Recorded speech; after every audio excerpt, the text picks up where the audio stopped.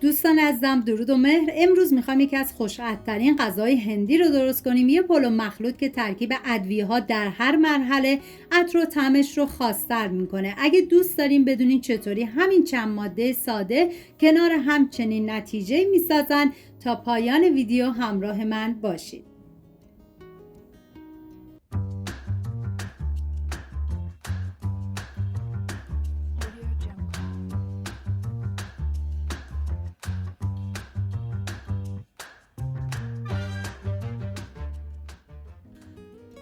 نیاز به 700 گرم مرغ داریم که من از ران مرغ استفاده کردم. شما میتونید ترکیب از ران و سینه مرغ هم استفاده کنید.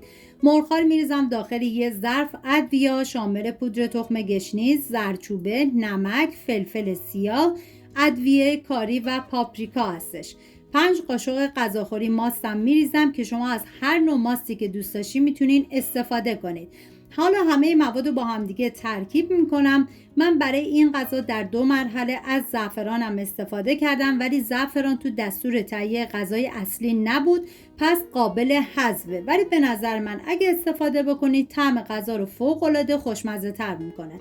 مرغ‌ها رو به مدت 1 ساعت میذارم داخل یخچال. بعد از 1 ساعت داخل تابه مقداری روغن میریزم. بعد از کمی داغ شدن مرغ‌های مزه‌دار شده رو میذارم داخل تابه. وقتی که یه سمت مرغ سرخ شد برمیگردونم تا سمت دیگه‌ش هم سرخ شه و بعد از سرخ شدن از روغن خارج میکنم.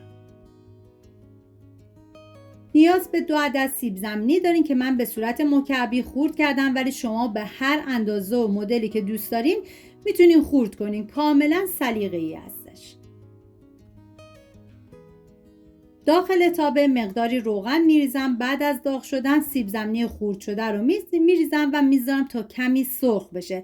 سیب زمینی رو بیش از حد سرخ نکنید. من پلو مخلوط های زیادی درست کردم و همچنین غذاهای ملل. لینکش رو داخل دیسکریپشن گذاشتم. دوست داشتید ببینید درست کنید و از خوردنش لذت ببرید. اگر عاشق پلو مخلوط هستین حتما این کفنده مرغ هندی رو امتحان کنید. نیاز به 2 عدد هویج دارین که باید به صورت رشته خیلی نازک برش بزنید که من با استفاده از رشته کن این کار رو انجام دادم.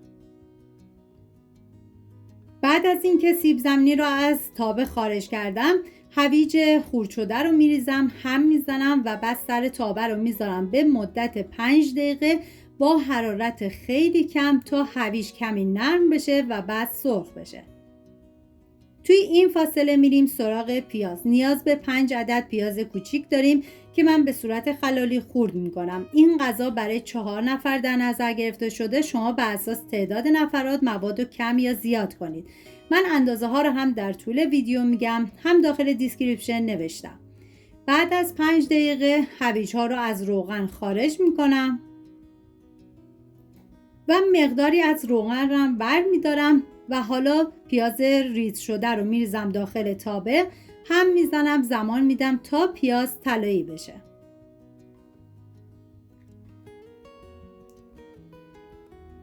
نوبت اضافه کردن ادویه هست، شامل ادویه مرغ که ادویه مرغ رو میتونین از عطاری‌ها تهیه کنید.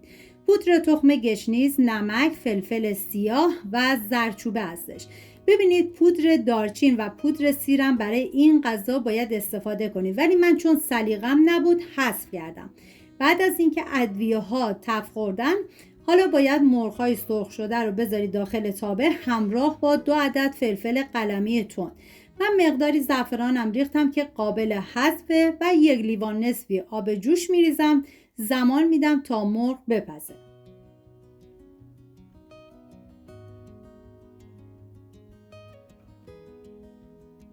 زمانی که مرغ به این مرحله رسید دیگه حرارت رو خاموش میکنم، چون ما به این پیاز کاراملی نیاز داریم. داخل قابلمه مقداری آب جوش ریختم. بعد از اینکه به جوش اومد 4 پیمانه برنج رو ریختم داخل قابلمه. همیشه گفتم برای انواع پلوهای مخلوط باید برنج رو کمی زنده تر آبکش کنید. بعد از اینکه آبکش کردم داخل قابلمه مقداری کره ریختم.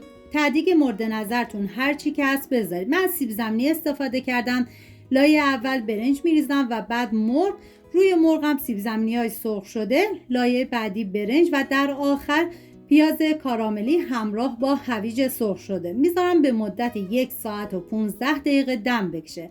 واقعا چیزی که این غذا رو خاص میکنه تعادل طعم‌ها و عطر ادویه هاست. مرغ کاملا طعمدار میشه و برنج هم عطر مواد رو به خودش میگیره. در نتیجه هر قاشق از غذا ترکیبی از عطر و طعم‌های متفاوت و دلنشینه که کنار هم خوب هماهنگ میشن.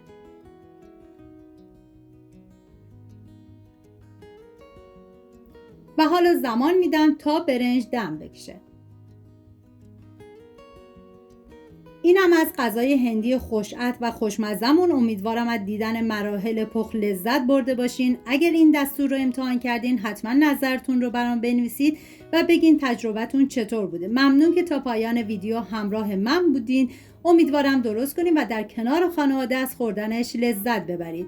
تا ویدیو بعدی مراقب خودتون و خوبی‌هاتون باشید. تا درودی دیگر، بدرود.